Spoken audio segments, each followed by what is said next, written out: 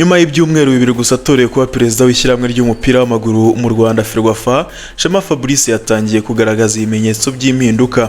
Nyuma y'uko bamwe mu nkingi za mwamba bari bamaze igihe kinini muri ino nyubako iherereye i Remera batangiye gufungwa baregwa ibyaha bitandukanye birimo kunyereza imitungo ndetse no kurya ruswa. Urwego rw'Ubugenzacyaha rwatangaje ko rufatanyije na Polisi y'u Rwanda ruri gukora iperereza kuri bamwe mu bakozi b'ishyirahamwe ry'umupira w'amaguru mu Rwanda Ferwafa, barimo Kalisa Adolphe wahoze ari Umunyamabanga Mukuru wa Ferwafa.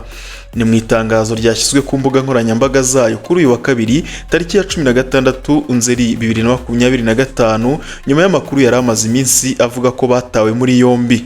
Abakekaho ibyaha bitandukanye birimo kunyereza umutungo, ruswa ndetse no gukoresha inyandiko mpimbano barimo Kalisa Adolphe wari Umunyamabanga Mukuru wa Ferwafa na Tuyisenge Eric ushinzwe ibikoresho by'ikipe y'igihugu Amavubi cyangwa se uwo bakunze kwita kit manager. Ivuga ko ubu bafungiye kuri sitasiyo ya ya Remera ndetse na Kicukiro. Iperereza naryo rikaba rigikomeje mu gihe dosiye ya Kalisa Adolphe yo yamaze koherezwa mu bushinjacyaha. Ikomeza iburira abantu bakoresha ububasha bahabwa n'umwanya w'akazi barimo mu nyungu zabo bwite ko bihanwa bagomba kubyirinda.